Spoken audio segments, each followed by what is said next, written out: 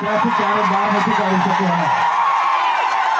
અમે અમારા લોકોના દિલમાં વસેલા છે, ત્યાંથી કોઈની તાકાત નથી કે અમને તેમાંથી બહાર કાઢી શકે।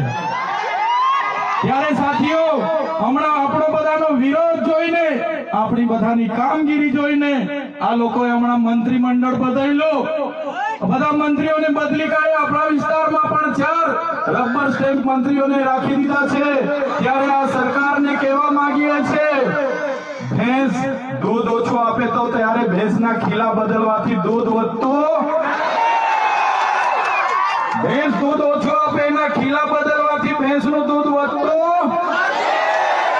આવનારા દિવસોમાં સરકારને કહે છે, મંત્રીઓ બદલવાથી અમારો કઈ વિકાસ થવાનો નથી। 2027માં અમે સરકાર બદલી દેવાના છે,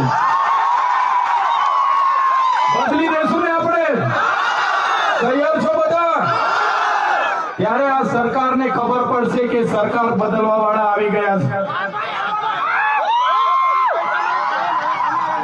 ત્યારે સાથીઓ, વધારે વાતો નથી કરતા, હજુ આપણે અહીંથી રેલીનું પ્રસ્થાન કરવાનું છે। આજે વડાપ્રધાન નરેન્દ્રભાઈ મોદીજી ડેડિયાપાડામાં આવે, જેમ કરીને પરવાનગી તો માંગવાની હોતી નથી અમારે, છતાં પોલીસ વિભાગ અને વહીવટી તંત્ર દ્વારા કહેવામાં આવ્યું કે જેમ બને તેમ પ્રોગ્રામ પતાવજો। ત્યારે એમને કહેવા માંગીએ છીએ, અમારો જે વડાપ્રધાનનો કાર્યક્રમ છે એમાં આગળ કીધું એમ પોલીસ 7000 છે, આંગણવાડી કર્મચારીઓ આ લાભાર્થી તે લાભાર્થી કરીને ભીડ કરશો, પણ આ ઓરિજિનલ આદિવાસીઓની ભીડ જોઈ લો, એ તમારી તાકાત છે। ત્યારે સાથીઓ, ભગવાન બિરસા મુંડાની જે ઉપદેશો હતા, એમના જે વિચારો હતા, એમણે પોતાનું 25 વર્ષમાં પોતાનું જીવન આપણા માટે સમર્પિત કરી દીધું। આપણે બધા એમના વિચારો ઉપદેશો અહીંથી લઈને જઈશું।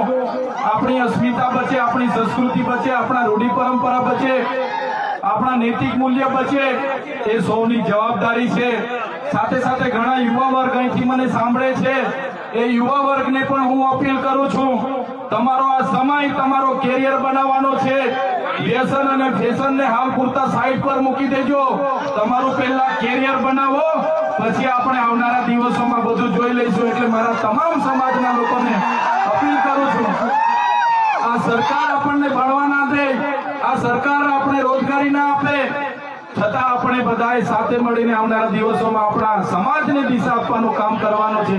ત્યારે યુવાનો આ વાતને પણ ધ્યાનમાં રાખે અને બધા જ આપણે આપણી ભગવાન બિરસા મુંડાની જે પ્રતિમા છે ત્યાં ફુલહાર કરવા માટે રેલી સ્વરૂપે જવાનું છે। ત્યારે બધા જ લોકો, વડીલો, માતા બહેનો, બધા જ લોકો આ સાંસ્કૃતિક કાર્યક્રમોમાં ઢોલ નગારા વાજિત્રો સાથે સહભાગી બનો અને આ આપણી રેલીનો કાર્યક્રમનો હવે શરૂઆત કરીએ। જય આદિવાસી, જય જોહાર, ઉર્ફ ગુલામ જિંદાબાદ।